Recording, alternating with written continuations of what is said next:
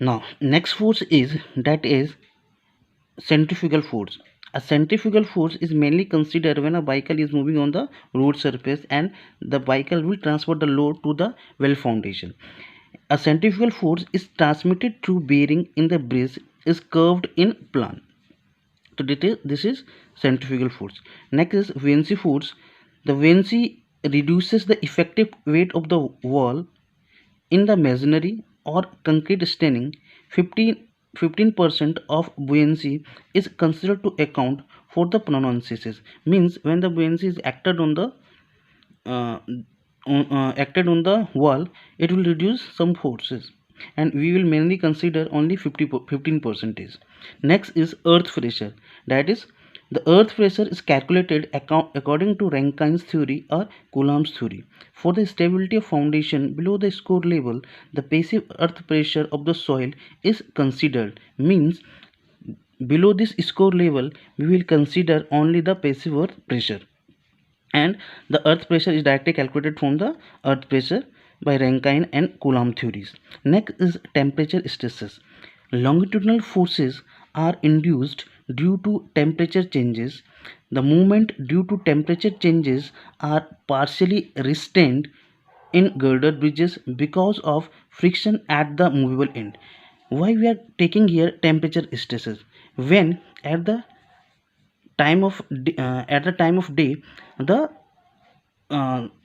material of the bridges and the well is expand, and at the night time it will contract. Means there is freezing and thawing cycle.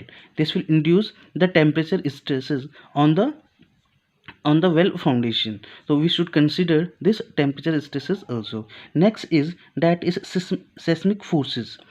For the well constructed in the seismic zone, seismic forces should be considered. The forces acted on all components of the structure. The forces is usually specified as W, where W is the weight of component and alpha is the seismic coefficient. Means as we know that there is different seismic zone in India. According to the different seismic zone, we should be consider the seismic forces. Like if there is a zone 4, then this is the most critical zone. So we should be calculate the all the forces according to that seismic zone. Here this is the overview about the force acting on the well foundation. Next we should be find out the score level and what should be the score depth. For that, depth of well foundation, here we should be calculate first. For the depth of the well foundation, the score depth. The score depth D is equal to 0.473 root of 3 Q by F below HFL, where Q is the design discharge meter cube per second, F is a lazy silt factor 1.76 into root m, m is the mean size of particle in mm. Here Q is the design discharge. The design discharge we calculate according to the previous history of the soil, and the whatever the soil is taking a load previously, that is the design discharge load. Next is the F is equal to 1.76 m. M is the mean size of the particle. For this mean size of the particle, we should be conducted their sieve analysis, and we should be consider their sieve analysis and find the grain size distribution curve. For we know that suppose that is in the y-axis, this is the percentage of finer, and x-axis this is the particle size. For we know that the particle size curve is, suppose it is like this. This is the grain distribution. For this curve, we find the average size of the particle.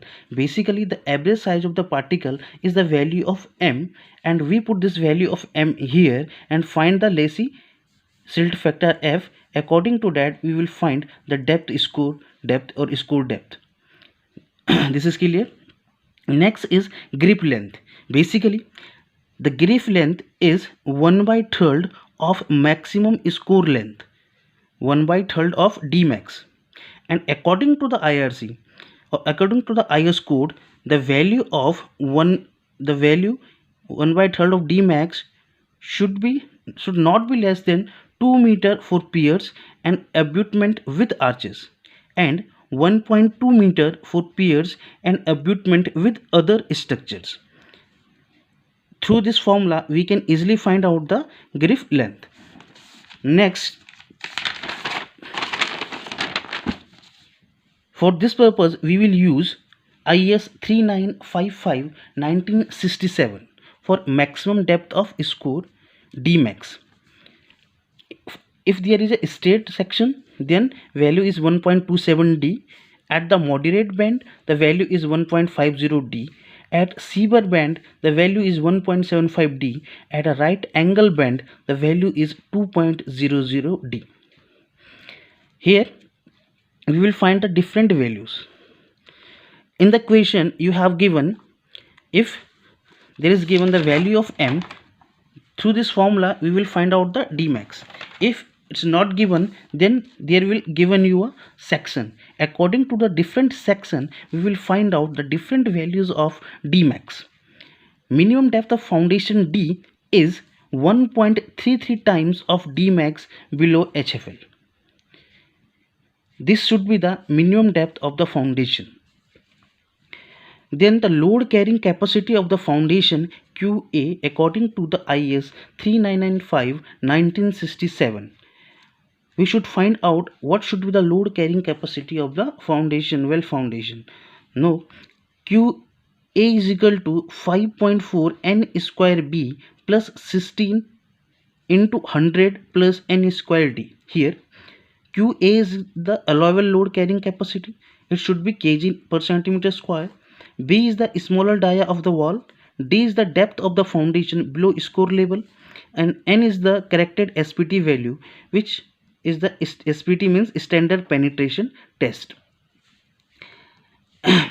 This is the all about to find out the score depth, and according to that we will find out the grip depth, and then we will find out the minimum depth of the foundation, which we are previously considered. These are the different forces which is acting on the wall.